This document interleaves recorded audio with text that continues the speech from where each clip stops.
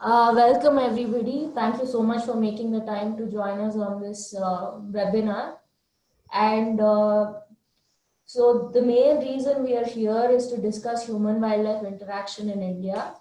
And recently, as you all know, the death of a pregnant elephant in Kerala garnered a whole lot of media attention.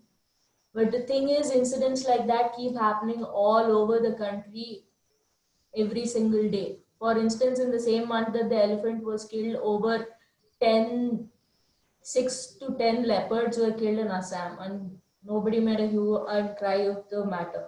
So the thing is, through this webinar, we would like to understand what exactly human-wildlife interaction is, what human-wildlife conflict is, why it happens, and how we can make sure that these incidents reduce in number. So to begin with, I'd like to ask the panelists to introduce themselves. So let's start with Kriti. Hi, I'm Dr. Kriti Karant. I'm Chief Conservation Scientist at Center for Wildlife Studies. We are a 36-year-old conservation NGO that focuses on scientific research, education, and conservation around wildlife and wild places in India. And particularly with human-wildlife conflict, it is an issue that we've worked with for over 25 years, both from a science perspective as well as a conservation perspective. Dr. Bargali. Hi, good evening. I am Dr. Harensingh Bargali. I am working at Corbett Foundation, and I have done my PhD on human sloth bear conflict. And after doing PhD on sloth bear for the last 12 years, I have been working with the Corbett Foundation, and I am located in Corbett. So apart from working on human bear conflict, I have worked on human leopard conflict, human tiger conflict.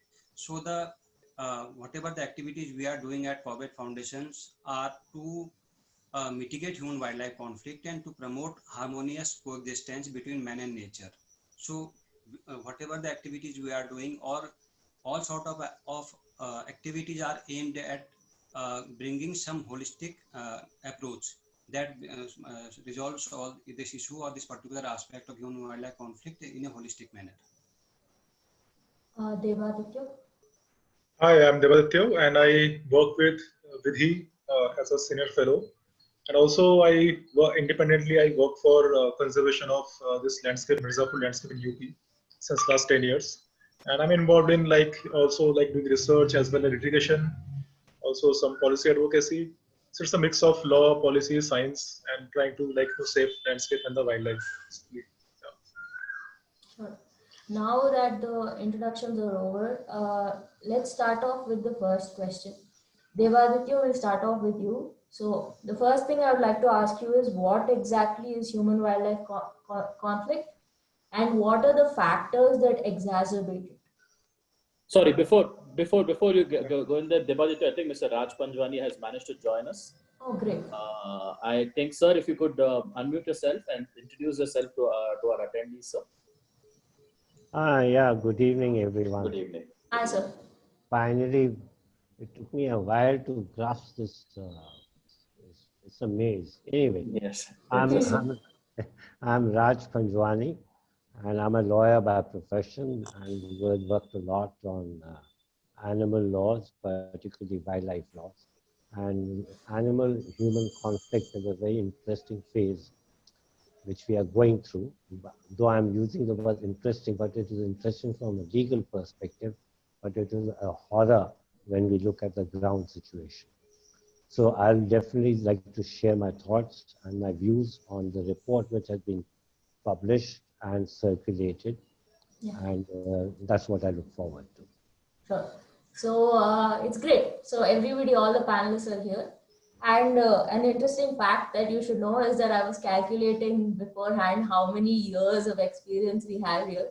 So it's about 90. So, there's a lot of knowledge here, and I'm very, very happy and excited to ask you these questions. So to start off with Devaditya, tell me what exactly human-wildlife conflict is, and what are the reasons for it to become worse? Thank you, Akhileshwari. So I think before we address wildlife conflict, I should start with what is wild. And wild means it is free and not domesticated. And problem arises when we create boundaries, which animals don't understand, since they have evolved through millions of years being free. Exactly. And this also shows a limited understanding of what is wildlife.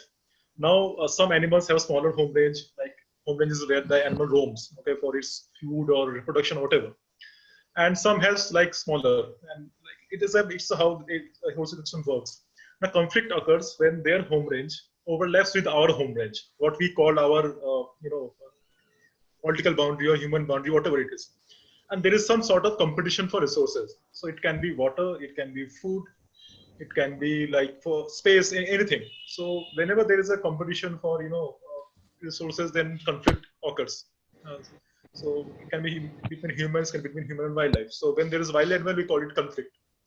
And also you asked what factors increase it. So I won't go too much detail into it, but I will just want to say that it is most important is how human beings perceive wild animals. And this is again affected by many factors. Of course, laws are there, regulations are there, but also how we have evolved as a culture, like how we perceive animals and how serious government is, because wildlife is no one's concern, which I clearly say. So basically, it is all right now. Unfortunately, it is all the forest department, all the laws and regulations.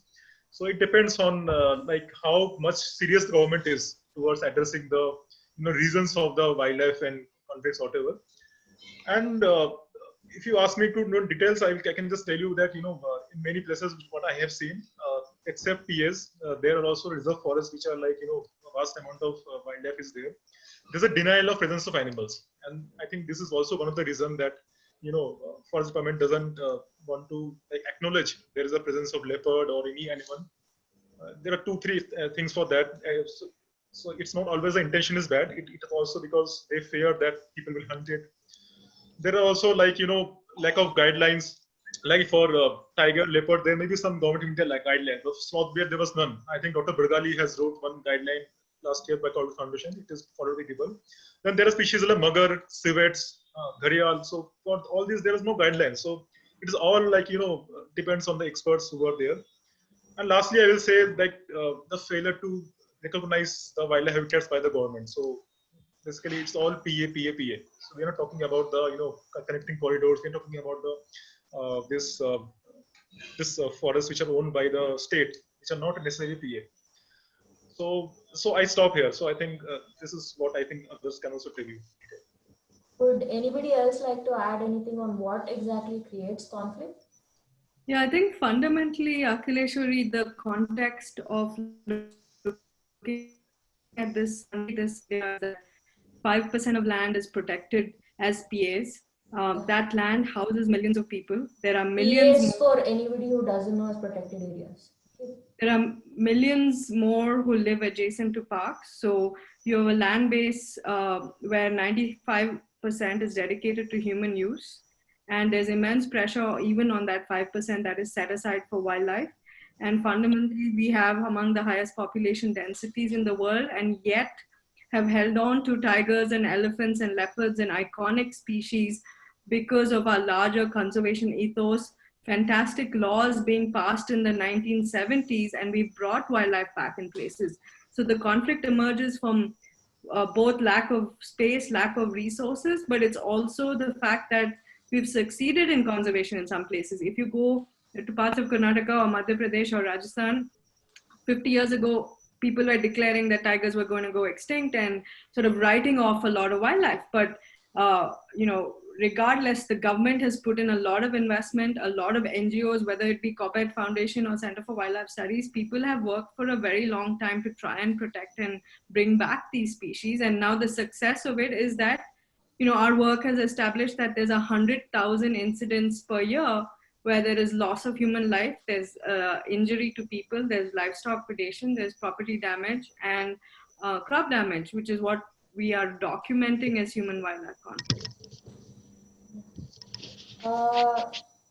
Mr. Raj Panjwani, I would like to ask you, as our lawyer on this panel, what are the laws that protect animals in this country, and how effective do you think they are? And you've been working for the last 30 years, so it would be great to hear from you on this.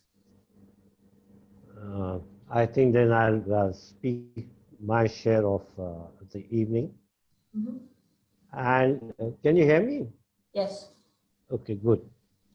Now, I look at it in a very simple fashion, and that is whose duty or responsibility is to ensure that the conflict between man and animal does not occur.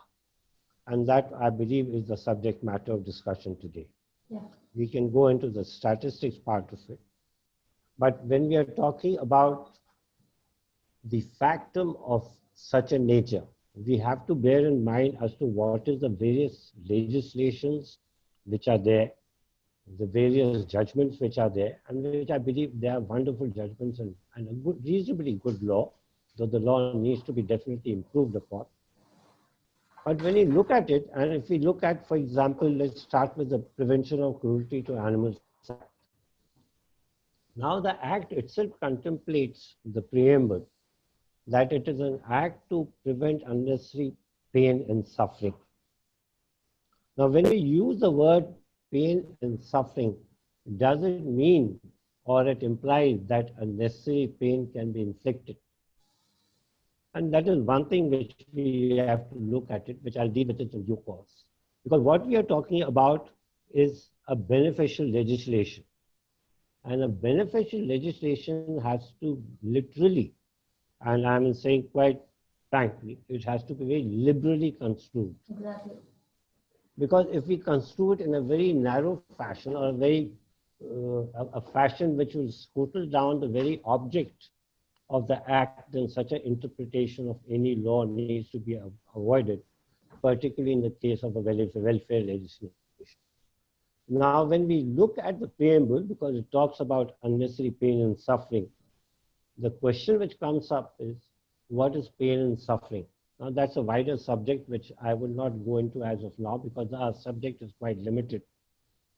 But however, a very important aspect of this act is that it defines an owner to be a person who has been entrusted with the welfare of the animal, or a person who happens to be in custody of a particular animal. And a lot of people think that prevention of cruelty to animals is primarily for domestic animals. No, it applies to all animals throughout and wherever found. Now, if we look at it, that is the position. Then what happens?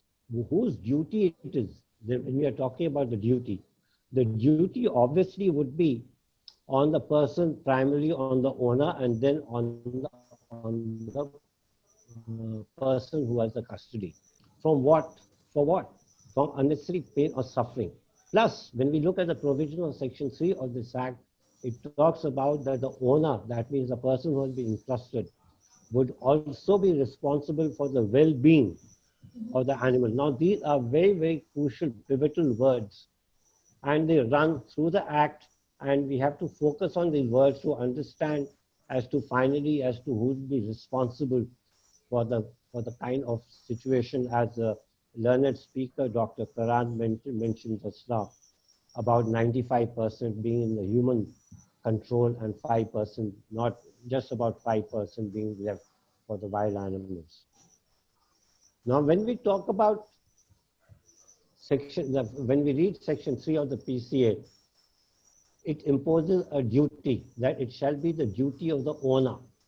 Now, when we use the word duty, and that is how the Supreme Court has also construed it in the Jallikattu matter, that is A. Nagaraja's matter, where the court said that the animals have a right. And how did it come to the conclusion that the animals have a right? It came to the conclusion on a very simple premise that every duty has a corresponding right. In other words, if one discharges a duty, the other person's right gets automatically fulfilled. There is no breach of that right. And similarly, a person who has a right can demand that particular duty to be performed towards him or her, or in the case of an animal, towards the animal. And the 5 rights which the Supreme Court laid down was Because when we are talking of the word, what we are talking about, unnecessary pain or suffering and well-being. Therefore, the 5 freedoms which the Supreme Court mentioned was freedom from hunger and thirst, freedom from fear and distress, freedom from physical and comfort and physical discomfort, freedom from pain, injury, and disease, and lastly, freedom to express normal pattern of behavior. Now, if we can give this as part of the right and duty balance, there are quite a few answers we'll get naturally and automatically in answering the question as to who is responsible. Now, if we go a step further, and how the Supreme Court says after giving these 5 freedoms, because I had the opportunity of arguing this matter before the Supreme Court and we succeeded in the matter. The Supreme Court went up further to say these freedoms, that means these benefits, are not to be scuttled by subtle devices. It's a very loaded term, very, very loaded term. People create excuses, people create scenarios that we could do this, we could not do that, this is happening, so-and-so is hungry, so-and-so is thirsty, so-and-so is this. All this we shall deal in due course. Now there's another section of the PCA which plays a very important role in answering this question, is section 11. Because section 11 makes it an offense if a person treats an animal with cruelty. And cruelty means inflicts unnecessary pain or suffering, or neglects to look after its well-being. But the most crucial words in section 11 is a person does any of these acts, and the word is or otherwise inflicts unnecessary pain or suffering. Now the word or otherwise has a very great meaning, because when we are talking in the case of crop, protection of crop, or we are talking in the case of protection of certain property, I'm keeping human life apart because that is a big moral dilemma which comes up when we talk about human life and human injury. But all other actions or acts, according to me, would clearly and squarely fall within the term or otherwise. Now we'll deal with also with or otherwise under section 11, because those section 11 may not be the punishment provided under section 11 for the breach or the infliction or the neglect may not be harsh, but nevertheless it is an offense. And being an offense, the state in particular cannot shun irresponsibility. Can you tell us what the punishment is, sir? The fine? It's about 1 month. That is what I'm saying. When we talk about, see, we have to look at 2 entities. I'll come to the question and answer later. So let me finish my chain. Finish. Yeah. And then we can go into the question and answer part of it. Now we have the provisions of the Wildlife Protection Act. Now, Wildlife Protection Act is obviously for the protection of wildlife. But what is unique about this act is that it bans hunting. And hunting has been very, very widely defined. It includes killing, injuring, poisoning, capturing, snaring. So hunting is not to be understood in the common parlance which we understand the meaning of hunting, because the hunting has been defined in a very wide spectrum to cover almost every act that a human being can commit against a wild animal. Now, once the ban has come on hunting, now if we look at even the hunting part of it, they're scheduled through the Wildlife Protection Act. The highly endangered are in Schedule 1, and they're the slightly less endangered on Schedule 2 onwards, right up to Schedule 3, Schedule 4. Now, Schedule 1 animals can only be hunted. That means any act can be committed against them only in the case of a threat to a human life or an injury to a human being. But as far as animals which fall in other schedules, it's not only against human, but if the factor of fear or injury is to property stroke crops. So there's a clear distinction as far as this is concerned between the injury to human beings and injury to crops and animals. because when we talk about human beings, the emotions get very high. So that's why I try to avoid going into a lot of this. Mm. The other aspect which comes in is Article 51 AG. Compassion. Now, why I'm referring to all this to answer the question. Now, Article 51 AG says it is the duty of every citizen to protect wildlife and to have compassion for living creatures. Now, the word used is it is a duty of every citizen. The question came up, and it was Justice, I think, I just remember the name. When the question came up before the Supreme Court, it came up first in the All India Medical Students Union case, which was reported in 2002.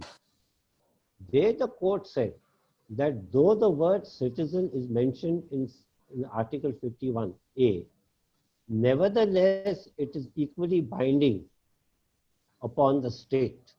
And the reasoning which was adopted by the court was that the citizens put together Make the state. form the state. And therefore, Exactly. what is the responsibility of a citizen would be equally be the responsibility of the collective. And that collective is the state. Right? So happened that the same honorable judge happened to be on heading the 7-bench judgment of the Supreme Court in this was the Gujarat slaughter matter. It was, I think it was Mirzapur Qureshi's case. That is in 2005. And Mirza, there he got an opportunity because the aim for the 2-judge judgment, this was a 7-judge judgment. So you can imagine that 7 judges of the Supreme Court unanimously, there is no dissent, upheld that yes, that the right to due, that the obligation as provided in Article 51A is equally applicable to the state. The other article which comes into play as far as we are concerned is Article 48A, which imposes an obligation on the state and states and says that the state shall endeavor to do what? Shall endeavor to, just a second, to safeguard the wildlife. The word is safeguard the wildlife of the country. Now, why I'm giving all this background is so that we can come to the final answer. Mm-hmm. The other offshoot is when we are talking of the public trust doctrine. When we are talking about the public trust doctrine, the question that comes up is whether animals could be a subject matter of property. My stand throughout has been, and I firmly believe in it, and to a certain extent it is also accepted by the Supreme Court, that animals can never be, animals means what I mean by the animals which are free in nature. They can never ever be a subject matter of property. Yes. As long they are free in nature, they are not they do not either belong to any citizen nor they belong to the state. At best we can say is that the wild animals which are free in nature have been imposes, or the presence of wild animals in nature, it is the duty of the state which has been entrusted by the collective to care and to safeguard. The word is to safeguard the wildlife, because that is what Article 48A says. Yeah. So when we are using the term safeguard in the context of conflict, we should we'll come to that part of it. Now, what is why I'm giving this background? I'm giving this background basically to understand that if the animal is not a subject matter of property, and the obligation is upon the state to entrust the safety, and that the state has been entrusted to safeguard the wildlife of the country. In that event, it is the duty of the state to take all steps to protect any conflict whatsoever. And therefore to say that A person, B person should do thing, A thing, B thing, C thing. Yes, those steps which are to be taken by individuals are important steps. Nobody can deny the fact. But to ensure that such excursions or incursions within the habitat are minimized, number one, even if such incursions by the wildlife into the human habitat is there, then what steps should be taken? It is again the duty of the state. And for me, something which is much more, which when I went through the paper, which has been the concept note which has been circulated, in my view, it's a good concept paper, no two ways Sure, about it. sir. We'll come to the report in a couple of minutes, but I would like to ask Dr. Bargali now about, so whenever human wildlife incidents happen, the media portrays the people as barbaric and inhumane and in a negative light. But I want to ask Dr. Bargali, as someone who has interacted so much and so often with the communities that live near wild animals, who exactly these people are, what their socio-economic conditions are, and why they go into forests to begin with. See, if you ask me, again, I would say that if we discuss this issue of human-wildlife interaction, we have discussed about the legal aspect of human-wildlife conflict and about the judiciary and everything. But the issue is that we have to understand the situation at the grassroots level. What are the causal factors? The first thing is that I would say that human-wildlife conflict is an outcome of destructive interventions of by human beings in wildlife habitats. That is one. Number two, as Dr. Kriti Karan mentioned, that only about 5% of the area of the country is within the protected area. So if that much of space is available for the wildlife, for the wild animals, the issue is that even in that much of area, there is the problem of habitat loss, problem of fragmentation of habitat, problem of scarcity of feeding material for the wildlife, and on top of that, there is problem of sharing of common food resources with the human being. If such a situation is there, then human wildlife conflict is going to be there. So then, so we cannot blame wildlife, we cannot blame human beings. Now I come to about your question, the role of media. So I would say, if you ask me, that I won't say that in any place media is portraying people in a negative way, or like people as the barbaric one.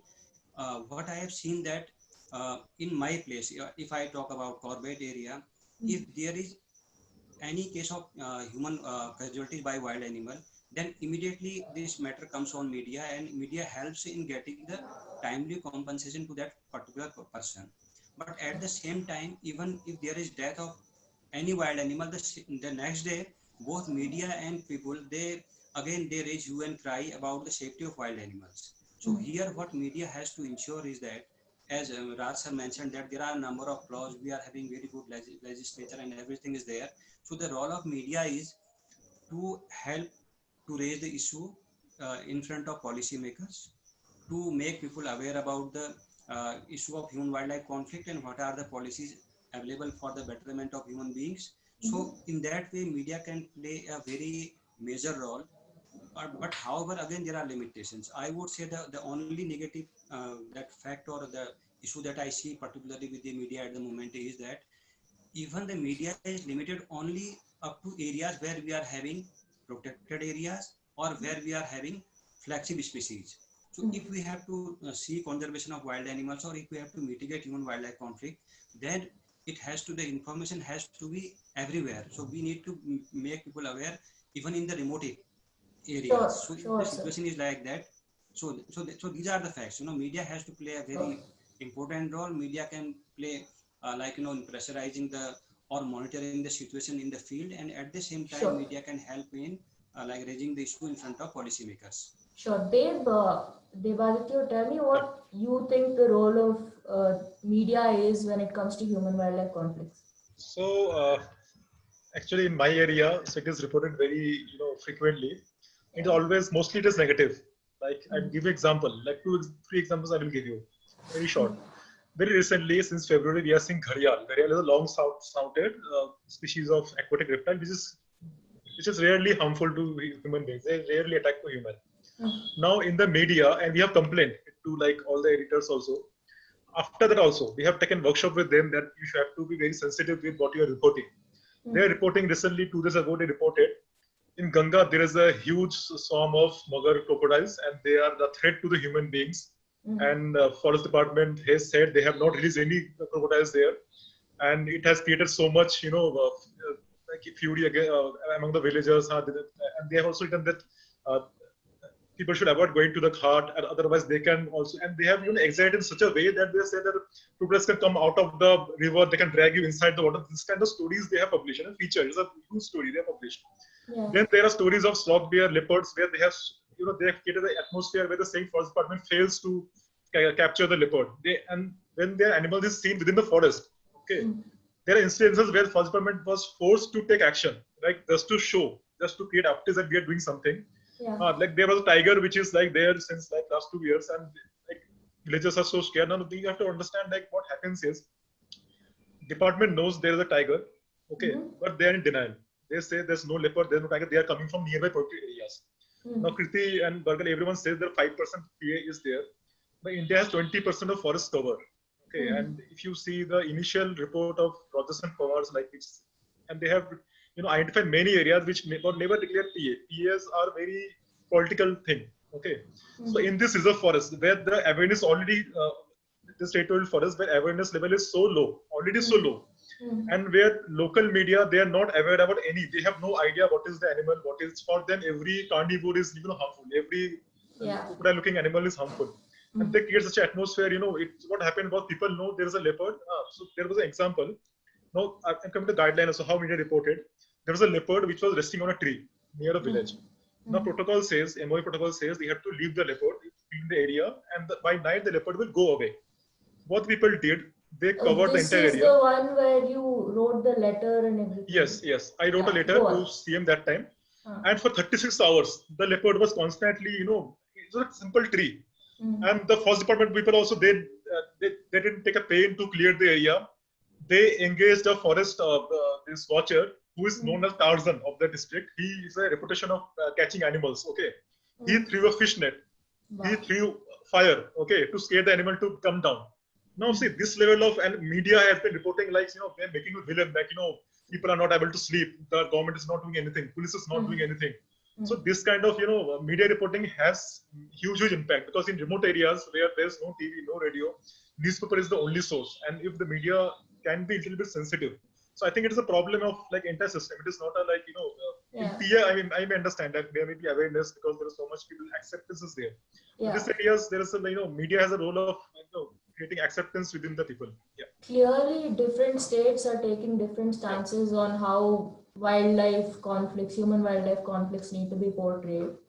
Now, conflict is inevitable, but one of the ways in which conflict can be mitigated is through the provision of sufficient and timely compensation for the people affected by human-wildlife conflicts. Right. So, Kriti, can you explain what the Vidhi and CWS report is? And also, can you talk to us about your Wild Survey program? So, before we talk about the grassroots work we've done, fundamentally what our research established is a country this size has 100,000 incidents reported for which the government of India pays compensation of different amounts. Because it is a joint state and center subject, the amount of compensation varies by state. So what Maharashtra pays, Karnataka may or may not pay. And what we found was there were wide variability in how crop damage was treated, how human death was treated, how property damage was treated, what crops were valuable, was it an age of cow that mattered. Including to the point where we found that there was still one state in India that did not compensate for human death. And that's when, I approached Alok and you and Anubhav got involved in this project, because we wanted to fundamentally understand that the animals are the same. The challenges they cause are pretty similar across the country. Yet the minute the animal crosses a border and causes loss of life or loss of property or loss of livestock, the amount of compensation paid is different. And if you look at compensation across the world, there's a huge debate on if compensation should even be paid. There are many African conservationist colleagues of mine who argue that compensation should not be paid because then it imposes a moral hazard that the government then takes ownership of wildlife, and then the onus falls on, and then you start getting false claims. But in a country like India, with the high incidence of conflict, we've looked at mitigation. We've looked at the fencing, the beehives, the saris, the chili fences, all the things people are trying, and most of it doesn't work.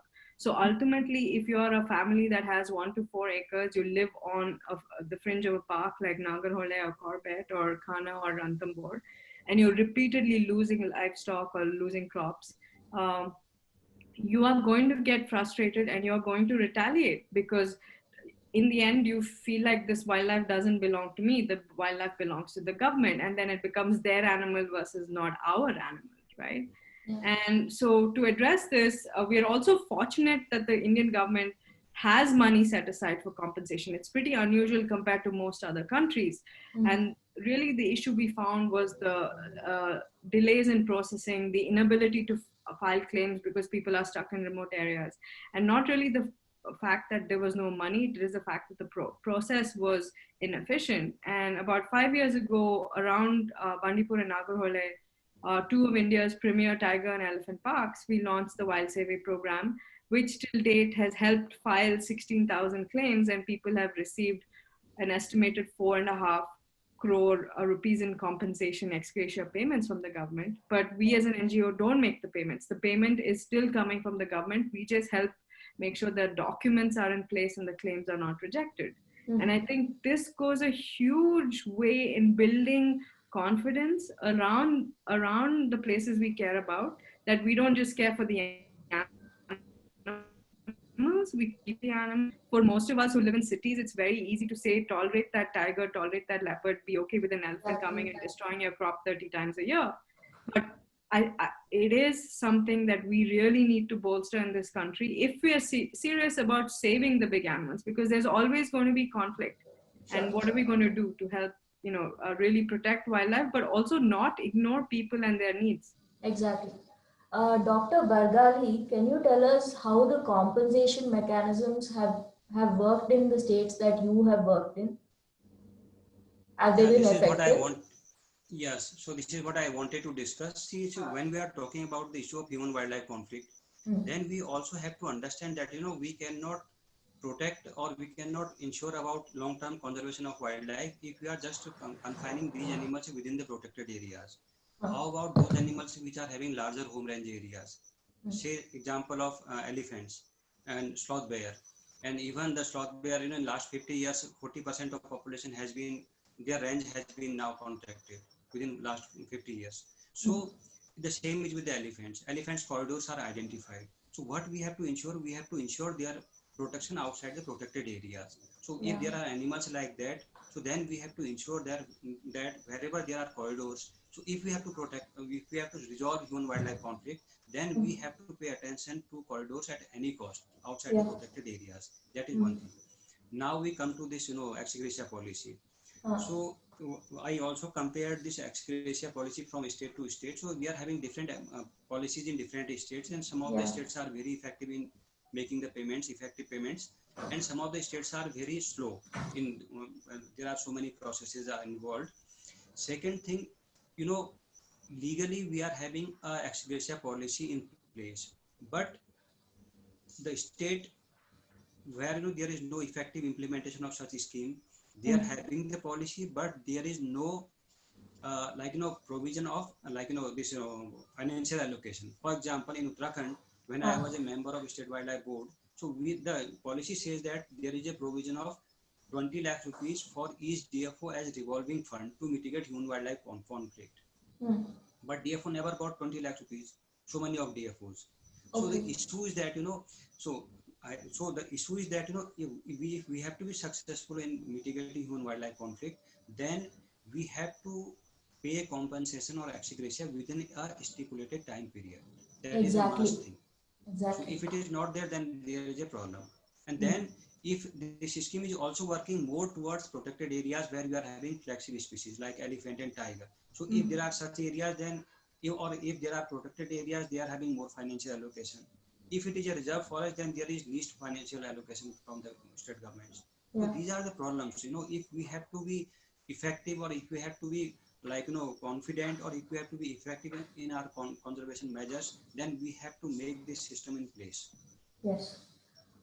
So I was actually one of the authors of the report, and I would like to give a huge shout out to my the other people who helped write the report. One is Anubhav and one is Shriyam, and especially Anubhav because he has massive amounts of knowledge about how things work on the ground. So well done, humans.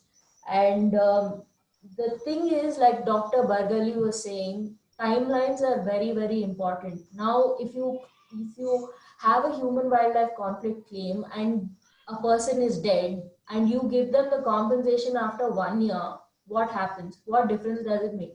Or say a person has lost their legs or their hands, and now they have no way of cultivating their land. How does your compensation after 1 year or 1.5 years help?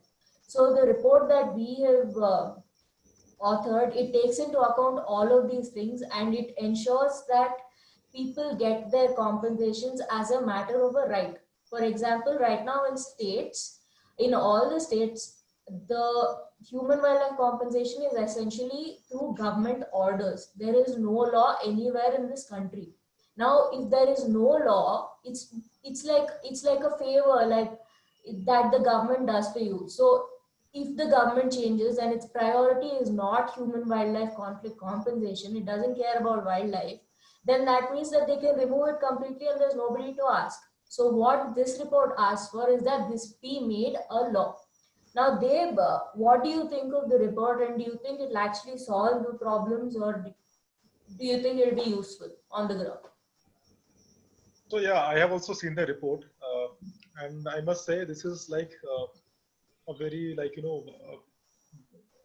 kind of exemplary work, because till now, of course, there is no legal backing towards any compensation in the country, and also sometimes it is more on the discretion of the forest officer.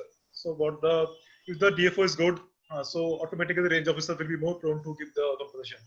If the DFO is very much anti people, so he will instead file a case against the person that why it went in the forest without information. So this is always there is always discretion on the people.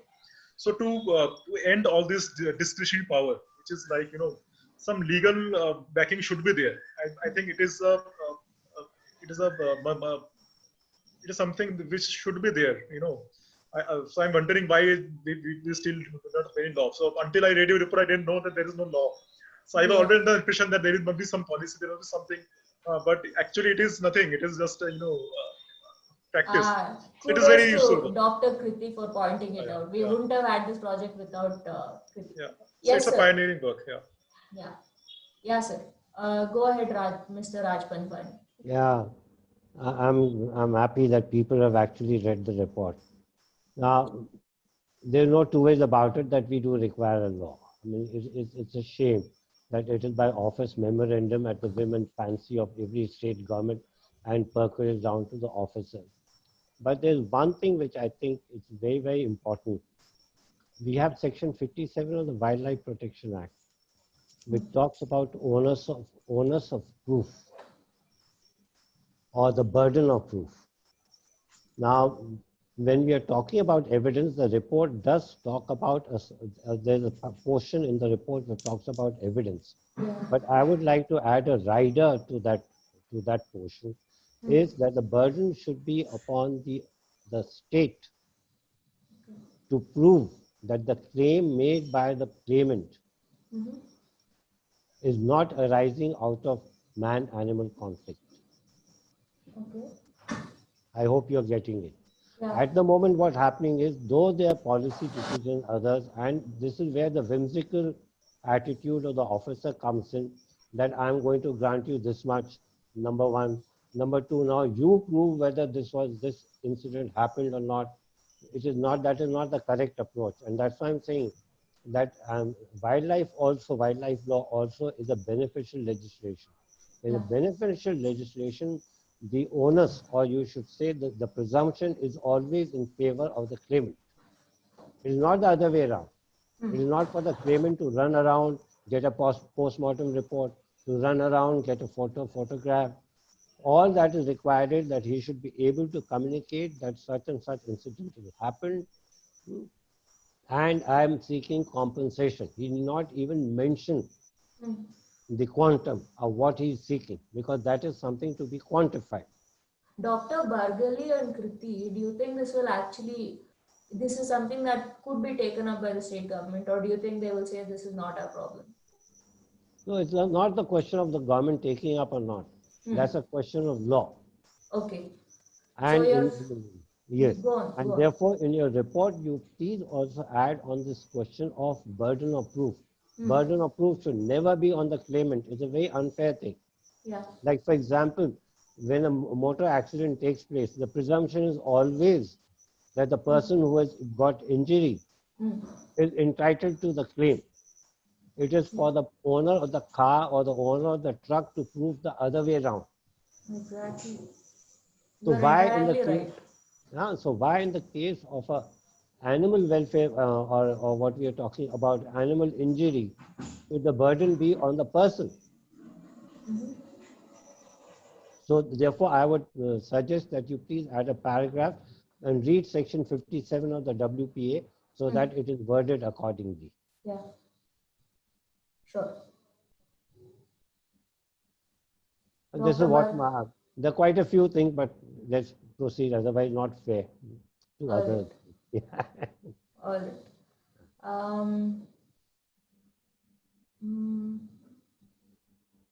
Okay, so we're almost out of time, but I want to ask one last question. So every day these days, it looks like the Environment Ministry is coming up with more notifications and orders that essentially dismantle rights, right?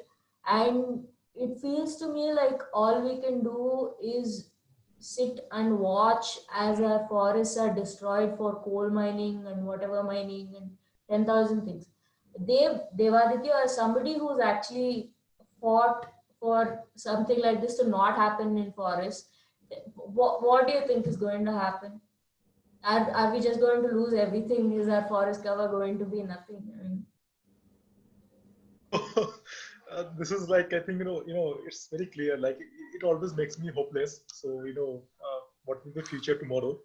But next day again, it makes me more hopeless. So what 5 years ago, it was like, I see the destruction happening. Now the space has increased. It is more like, someone giving it steroid to the, decision makers that, clear projects. And now the dangerous thing is they are diluting the laws, which is something new. But when I speak to lawyers like Raj Panjwani or Sanjay Parikh, they all say that in our times also the situation was same. So maybe the pace has increased because of too much corporation or whatever.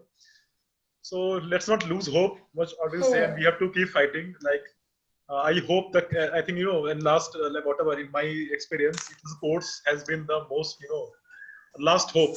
And now if we are losing now what they're doing to NGT and now other courts.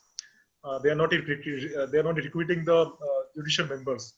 So it is, not directly affecting the appeal authority, but they are trying to keeping too much pressure on such bodies or on such institutions.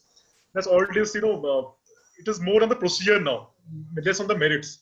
So if you see the EI, if you see the wildlife clearance, if you see all these clearances, how they're granted, they are increasingly being transformed into a procedure, just a procedure. So no one has the time to go into merits of the, whether this project should come, whether this change in the law should be good or not. No one has time to do that. Yeah. So this is the more dangerous thing. Like we don't have time. Yeah. Raj, sir. Yeah, I can assure you of one thing, that uncertain times do not necessarily translate to uncertain rights.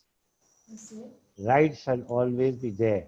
It is for us to raise a voice and to put in the flag. And that is what we should do. And at least that is what I'll keep on doing for the last 30, 40 years. I've been doing that. And I'll keep on doing that. And yes, we have got forums. And I'm glad that now we have NGT also for the last 10 years or so.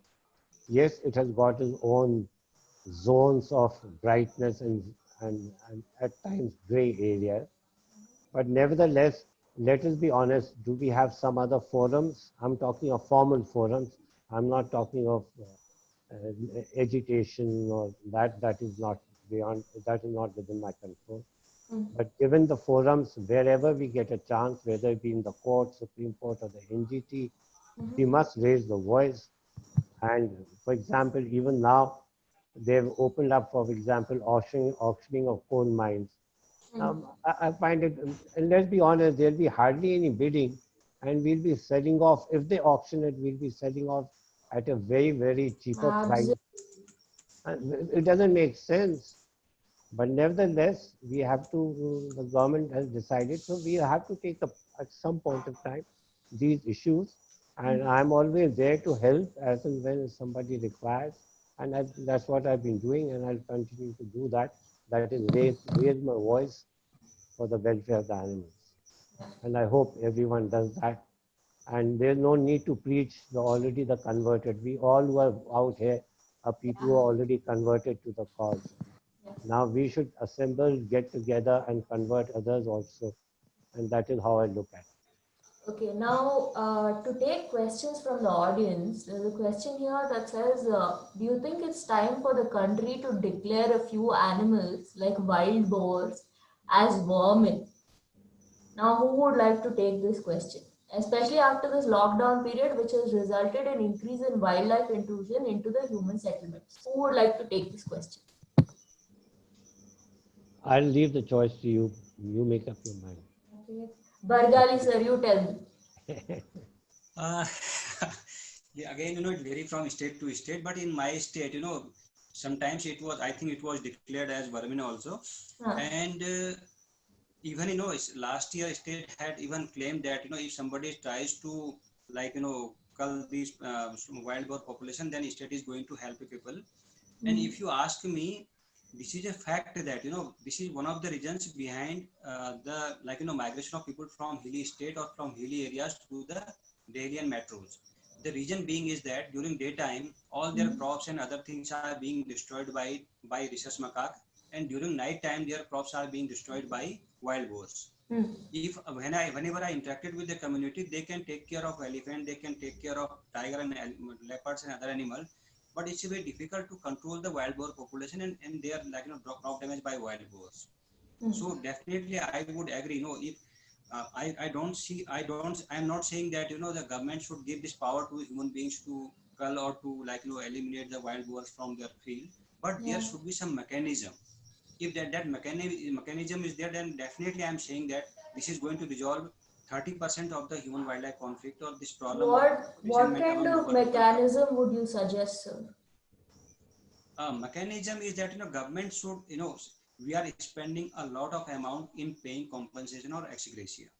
If we are having such a problem, and whenever people are there protesting, they are lodging their complaint to the department, they are blocking highways and everything, so we are losing money. So if we have to go ahead from such a situation, or if we have to find some amicable solution, then the government will have to, or department will have to decide or make a that there's some force rapid action force or some force, and that has to take care of this wild boar population. So that is going to solve the problem of crop damage to a larger extent. But this should be in the hand of government only. Not in the hands of people to start killing animals. No, then in case of as I mentioned, if we are living around the protected areas, or in case of protected areas, we are having sufficient manpower. We means forest department. They are having sufficient manpower, sufficient allocation of funds. But if you look at the territorial forest divisions or reserve forest, then situation is totally different. They are not having proper staff for the patrolling. They don't have proper financial allocations. So there are so many problems. So they can't manage that. So that's why I am saying that if such a power is given to the local people or to the communities, then nobody can watch in remote areas what all is happening. And on the name of wild boar, they can wipe out some other animals as well. That's true. And we have another question from Meghana Manjunath, and she wants to know if these laws that we've spoken about also hold good outside of protected areas and reserve forests. Do these laws have jurisdiction in urban and peri-urban areas? As the lawyer, please go ahead, sir. The question to me? Yeah.